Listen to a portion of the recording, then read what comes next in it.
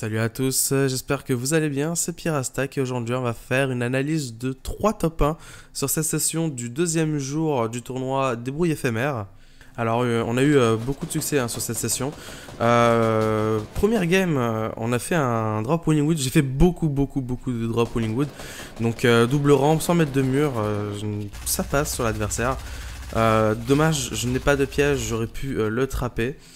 Et on récupère ce joueur qui jouait un peu sa vie. Ici c'est une session un peu labyrinthique avec un autre adversaire. Donc voilà, bien édité, essayer de bloquer un maximum. J'essaie de retourner à son niveau parce que c'est un peu mon playstyle, hein, très agressif. On récupère, il avait absolument aucun shield, donc il nous met plutôt bien sur ce deuxième kill. J'ai essayé de... Donc on tourne un peu autour de Wayne, hein. On appelle cette maison la maison Wayne, ou sinon maison super héros. Il y avait un loup-garou que j'ai snipé, je l'ai touché à 110. Donc là franchement c'est une succession du petit kill par-ci et là, sans grande difficulté. Le contexte de cette game là c'était vraiment de jouer safe, un drop safe. Tous les joueurs commençaient à s'imprégner de ce style-là et on ressentait que les games étaient complètement différentes de ce tournoi-là par rapport au tout premier. Et comme quoi, il y avait, sur ce changement de règle, il y a eu une réelle influence. Plus que un adversaire, donc le 1v1 s'est terminé en contrebas. Voilà, c'était complètement gratuit.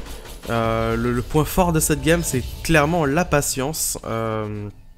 Et de l'opportunisme, donc beaucoup d'opportunités et beaucoup de kills gratuits et faciles.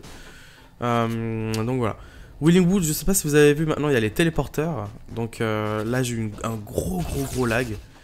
Ça m'arrive des fois, j'ai des petits coups de lag comme ça, même hors stream, donc c'est assez déplaisant, mais c'est pas très grave en soi, surtout si c'est pas vraiment encore en fight. Là on l'avait vu passer. Et là on a une tendance sur cette game. Les games se jouent de plus en plus en scrim, donc à savoir les joueurs se protègent beaucoup. Regardez la taille de la zone, il y a encore 9 joueurs y compris moi. On est en train de s'emboîter, je suis coincé sur une falaise. Voilà, mon stuff a complètement changé. J'ai pris un pompe auto, j'ai choisi une AK, j'ai un snipe, un consommable et un outil d'approche ou de dispersion comme la grenade gaz. Voilà, là ça va vite, ça s'enchaîne très vite. On récupère les joueurs qui essaient de sortir de la zone. On récupère donc notre deuxième kill, peut-être le troisième. Complètement. Le dernier en face, donc on valide un point pour les éliminations et 2 points pour le placement en top 2 et top 3. Pour top 10 et top 3. Voilà, il se fait push par le gaz maintenant. À moi de récupérer. Complètement gratuit. Le réflexe de jeu ici, s'éloigner du gaz pour que l'adversaire soit lui maintenant se fasse pousser par le gaz et avoir plus de facilité à mettre des choses comme des décals aux balles de snipe parce que c'est à lui de faire les décals, sinon il en meurt. Game 3. Voilà, beaucoup de facilité sur joueur aussi. En fait, j'ai fait un drop Lucky Landing, donc pareil, très safe. J'ai bougé vers Salty, un joueur. Ce joueur jouait plutôt bien en fait, le joueur juste d'avant. Jouait plutôt bien. Et donc j'ai décidé d'arrêter le combat en me plaçant en bas et d'attendre la zone et de le combattre en zone. Et c'est pas très grave de le combattre en zone parce que même si vous perdez des PV, il suffit juste que vous gagnez le combat pour regagner 50 PV avec cette nouvelle règle. On passe de Salty, donc de Lucky à Salty, de Salty à Lazy Link. On a fait la map de tout en long. Voilà, le grappin et le laser. Alors ça, c'était vraiment un laser comme on en fait rarement. C'est pris vraiment la balle de pompe plus les SMG dans la tête. Et là, ça commence à se compliquer. Ce que vous voyez pas, c'est que en partant de Lazy, là, on les a aux alentours de Pleasant Park. Cette situation, je la connais très bien. L'adversaire qui commence à essayer de rentrer alors que c'est plutôt moi qui rentre dans les constructions des autres. J'ai pris l'initiative de sortir, de le prendre par surprise. On lui colle un bon 100 et quelques dans la tête. Je vais faire un choix peut-être pas évident pour certains, mais à regarder la configuration de la partie là, il reste 15 joueurs. Il y a encore on est sur la dernière zone avant de rentrer dans la demi-zone, avant que la zone se déplace continuellement. Et je drop les mini potions pour me mettre avec le grappin et la faille de poche. Parce que je voulais vraiment avoir des options de mobilité avec moi, sachant que j'avais pas de tremplin. Et il me fallait vraiment que j'ai un maximum d'options comment dire, de mobilité. Là où j'ai peut-être le mal joué, c'est que j'aurais pu en vrai de vrai chercher les mini-potes et les ramener dans la construction là où je suis.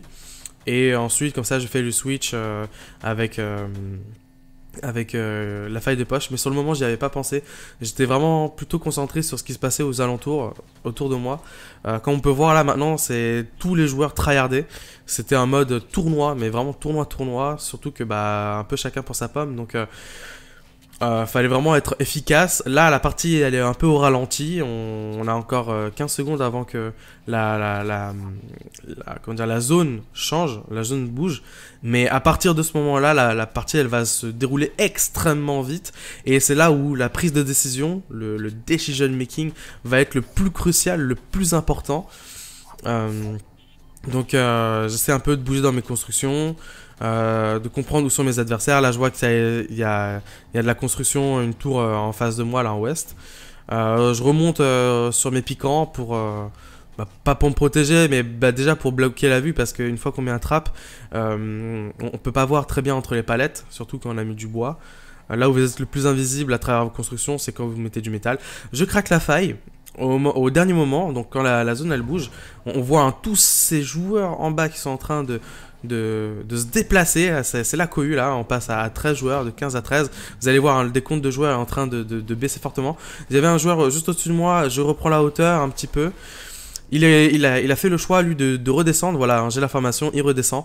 Et là je suis bloqué, voilà, j'ai la hauteur, mais je ne peux rien faire, j'ai pas de tremplin, j'en peux plus, pas de planeur redéployable. Je décide de faire un truc assez fou, voilà. De me laisser tomber, de récupérer le grappin, d'éliminer un joueur en plus avec l'effet de surprise, de me laisser tomber, de prendre beaucoup de dégâts par rapport à la chute, donc mettre au moins un escalier. On a un joueur au-dessus, on arrive à bloquer sa tentative. Voilà, toujours la zone qui nous push. On est retombé à 3 joueurs, un joueur qui est tout en haut, qui essaye de nous laser par-dessus. Voilà, hein, lui aussi il est bloqué. On est opportuniste, on essaie de le toucher lui, et si ça touche pas lui, on touche son sol pour le faire tomber. Donc c'est quand même un point d'élimination, ça se prend. Quoi qu'il arrive, il est sur une double, comment dire, un double échec, on va dire ça comme ça. Et le tout dernier joueur, voilà, hein, quitte à ne pas le tuer traditionnellement, de le bloquer avec cette tempête qui bouge et qui fait du 10 dégâts par seconde. Et on élimine TSM Daequan. Dans le plus grand des calmes. Bien sûr, c'est un fake. J'ai vérifié, je me suis dit, oula, je suis passé de 1 viewer à 6 viewers in-game. Instantanément, je me suis dit, mais il a regardé ce joueur, dis donc. Donc voilà. Une game de Scream, somme toute très très intéressante. Beaucoup de patience, beaucoup de voyages, hein. Je suis parti de très très loin, hein, de Lucky, et mon stuff n'était pas incroyable, et j'ai pu essayer de ramasser des kills que par opportunisme. Et le vrai 1v1 que j'ai pu faire, du moins c'était au tout début, et le mec qu'on a laser grâce au grappin. Donc le grappin très très fort, gaz, grenade puante super fort aussi. Donc ça me permet de voir un peu aussi d'approfondir ce style de jeu dans des conditions réelles en soi, et aussi de remanier un peu mon stuff suivant cette metagame. Donc voilà, j'espère que ça vous a plu, cette analyse de 3 top 1.